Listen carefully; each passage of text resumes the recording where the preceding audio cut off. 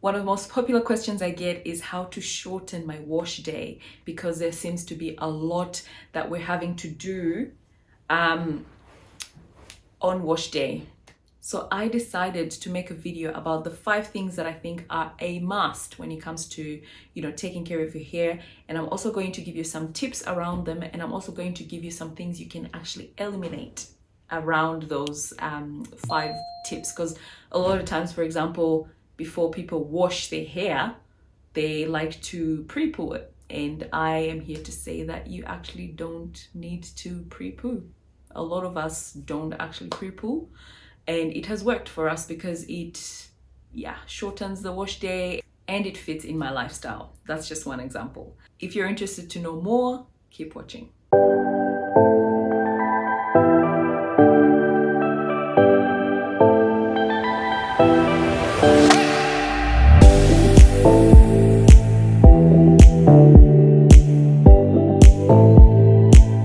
So I'm not here to say that all the additions that we do for the health of our hair are not important. They are. They definitely help and aid in the health and the growth of our hair. So do not neglect them if you can. But I'm just here to sort of say, there are actually some things that we can do without. And if you are a lazy natural, or you don't have time, or you've got kids and you're trying to grow your hair and their hair, and it's impossible to actually implement 10 steps in a wash day for 3 heads, for example. It's really impossible. And I'm just here to say, look, you can still have healthy hair without doing certain things and by doing others. So the first thing obviously is to cleanse or to wash our hair. This one we can't run away from. So washing our hair, we can't do without, we must, it's paramount. So how to keep the actual act of washing your hair short? I would say make sure you use a hydrating shampoo, and make sure you wash your hair in sections or in twists. The first tip of washing your hair with a hydrating shampoo not only helps keep your hair obviously hydrated, reduces tangles, but also it helps you shorten your deep conditioning session, so that you're not deep conditioning forever and ever because your hair is so dry because you used a drying shampoo. So use a hydrating shampoo, because as you shampoo, you are also starting the conditioning process. I don't know if you know what I mean. So I like to use hydrating shampoos for that reason. I like to also wash my hair in sections. You can do it in 4 sections or do it in twists. A lot of us do that. And we find that washing in sections not only helps you keep the hair elongated and reduce tangles, which in turn reduces your detangling process. You see where I'm going with this? A lot of the things that you do will help you when it comes to the next step and reduce your time with wash day. So if you wash your hair in sections or in twists, a lot of us will hold it taut like that, and you can run your fingers at the bottom, or just run the shampoo down your hair. That way you're encouraging the hair to stay straight or stay untangled. And then when it comes to detangling, you're not dealing with a whole lot of tangles. Things you can do without at this stage, like I said at the beginning of the video, one of them is pre-pooing. Pre-pooing is great. Pre-pooing is beneficial for a lot of people. It helps detangle. There's some people that are really into their hair and they don't mind setting aside a day for their hair. If you're that person, then this video is probably not for you. This video is for people that are trying to still grow their hair and still have long hair without the extra stuff. And for me, pre-poo, I don't actually pre-poo. Sometimes I will if my hair is matted, or if I'm coming from a long-term protective style and I need to actually detangle before I wash. And my theory around pre-pooing is also, I like to start with a clean base. So clean my hair, and every step that I'm adding after wash is contributing or helping with either hydration or strengthening. Because with pre-poo, you will do whatever, conditioner or oils, whatever you're using, but then you're going to go and wash that out. So it actually doesn't stay on your hair, maybe a little bit, and it helps prevent dryness. But I just find that my hair works okay to just wash it and then start hydrating and building my moisture up. So you can skip pre-poo as well and see how that works for you, and comment below. Deep conditioning is a must. We can't run away from it. A lot of us deep condition for at least 30 minutes. I do an hour plus, sometimes overnight. To try and cut down the deep conditioning time on your wash day, I've got 2 tips for you. The number one thing is to deep condition for 30 minutes, but then use heat, or deep condition less than you normally do, but then use heat, because heat helps open your cuticle quicker, which means the product will go in quicker, which means you don't have to be sitting in your cup the whole day deep conditioning your hair. That's number one. Number two is you can divide, or separate your wash day into 2 days. And I know that looks like you're doing more, but if you wash your hair like tonight, it'll take 2 minutes really. You put your deep conditioner in there and go to sleep, so that in the morning you're not having to deep condition. All you're doing is either detangling and whatever, styling your hair, and then you don't actually feel the time sitting around and deep conditioning your hair because you're asleep. That's one way that I try to tackle my wash days, so you can try that out and see if it works for you. Things that we can do without around deep conditioning are masks, hot oil treatments, protein treatments. And that's not to say that you eliminate them, but you just don't do them as often. You don't have to weekly do a protein treatment, or weekly do a mask, or weekly do a hot oil treatment. You can do them here and there, but it doesn't have to be in your routine so that you're doing it every single wash. That just really prolongs things. And I believe that you can still have healthy hair if you do protein treatments or hot oil treatments, etc., sparingly. Like, it's not a daily or weekly thing. The next thing, which is step 3, is to moisturize your hair. Yeah, we can't run away from that one. It's a must. If you want long, healthy hair that grows, you must moisturize your hair. A tip around that is to use 2-in-1 products. So products that do more than one thing. And I have shared with you guys that I use different kinds of products to help me cut down my time when I'm moisturizing my hair. So the products will hydrate my hair, but they will also seal my hair. So I don't have to go in 1 and 2. I just go in once and then I'm done. Lazy, natural. Another tip around moisturizing your hair is to use less products. I know 2-in-1 sounds like I'm repeating myself, but if you don't want to use 2-in-1s, instead of using 10, well, I don't know if anyone uses 10 products to moisturize. Instead of using 5 products, for example, use 2 or 3. That way you don't have to be in there a million times moisturizing. Find 2 really good products that really work well for your hair and be done with it. And that way you don't have to be, spending lots of time on your hair. Another tip that I would say around moisturizing is to find a method. A moisturizing method, lock method, LCO method, which is liquid cream oil method. Some people use liquid and oil, or cream and oil, whatever works. See what works for you, trial them out, see what works, stick with it, done. That way this is what I'm doing. You're not trying this and trying the other.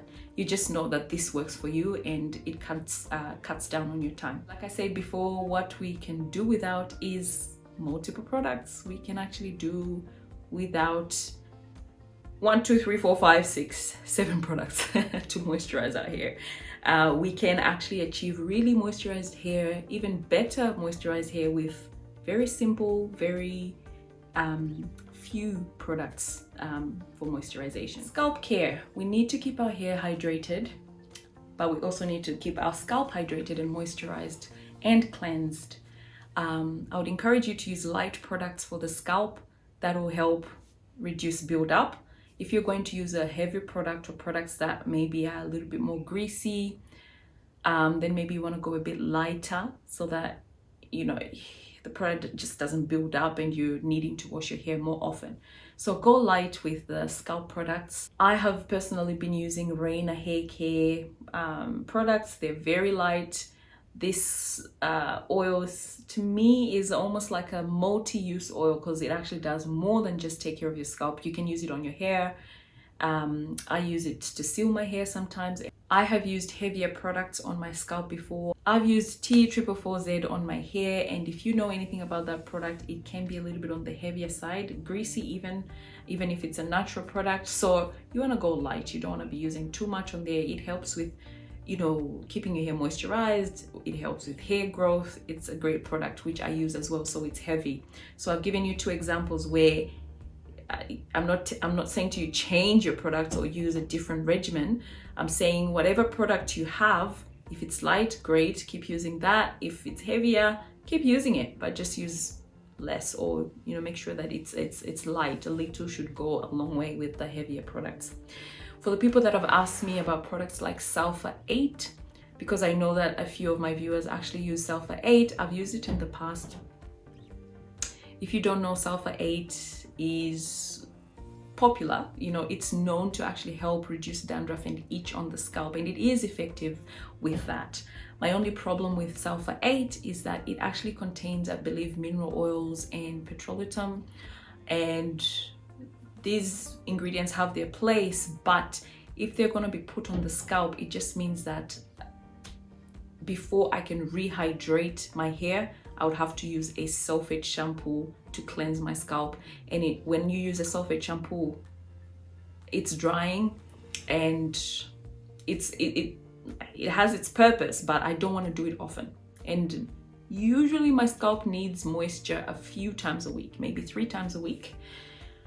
So if I use Sulfur 8, it means I would have to wash my hair with a sulfate shampoo 3 times a week. And that doesn't work for me, and it doesn't work for my hair, so that's why I don't use it. If you use it and it works for you and you're able to maintain your hydration and your moisture on your scalp for a week plus without needing to rehydrate, and it keeps flakes at bay, you're in business. I mean, you don't need to change anything. Your hair will still grow if you don't massage it.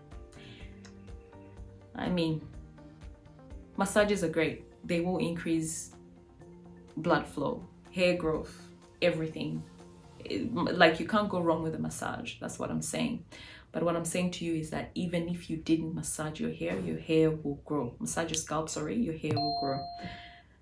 And it might grow a bit slower, maybe not as fast as you want, but it still will grow. So if you don't have time to massage your scalp, you don't actually have to.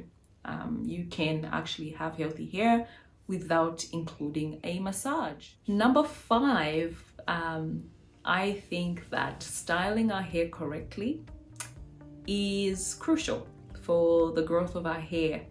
And I'm gonna say specifically protective styles or low manipulation styles. When you wash your hair, moisturize it, etc., all is good, but then you need to be able to lock that moisture in and tuck your ends away so that they don't dry out, reducing breakage and keeping the hydration in your hair. So, tips around that: twists. If you don't know how to braid your hair, use twists, use African threading, braids with your own hair if you can. I mean, I don't know what skills you've got. I'm not really that skilled with my hands, so twists are my go-to. I can do flat twists sometimes, but if I do my twists and I put them in a bun, not a bum. If I do twists and put them in a bun and it sits up there and my ends are tucked in, I'm done. That's my week, even 2 weeks plus, and I'll slap on this wig and I'm done. I like to do styles that last 2 weeks or even a month. That way I don't have to actually wash my hair as often, because my hair is tucked away, it's looked after, I'm done. It's not infringing on my lifestyle, for example. So you can do the same, twists, flat twists, whatever works. Do it for a set period of time and you not forget about your hair, but you know, you don't have to do all the manual stuff on your hair as often. Things not to do. I guess a bit strong to say things not to do, but things I would avoid. You know, the slick edges are great. The bomb twist outs are great. Cute hairstyles, they're great, but a lot of the times they require quite a bit of manipulation. Number 2, a lot of gels are drying to your edges, which will not actually see your hair growing or retaining its optimum length and health. If you do twist outs and braids, fine, I guess, but then try and tuck them in. So you can put them in a bun. Like if this is a twist out, put your hair up and tie it up in a bun, and yeah, lock those ends away. If your aim is to grow hair, do less with your hair. Do less twist outs. Protect your hair more. Do low manipulation styles more. Do less wash and goes or no wash and goes. I've never done a wash and go personally. For your edges, try and find an edge tamer, edge control gel that actually helps your hair. So this edge tamer from Auntie Jackie, the ingredients in this product actually help to keep your edges healthy and moisturized. So that's what it's a thick edge tamer. So if you're a person that actually likes your edges to be nice and neat, I mean, I haven't found it to be super, like to give you a super hold, but it will make your edges look nice and neat. So I would recommend that product if you actually must have a gel or an edge tamer. So that's it, guys. I hope you enjoyed this video. I hope you found one or two things that will help you to maintain a simple regimen, not just wash day, but to maintain a simple regimen without stressing too much about so many things. You cut down on your wash day, you cut down on the number of times you're in your hair, and you can focus on other things that matter to you in your life. Comment below, share your tips. Until next time, it's Palmer Naturals. See ya.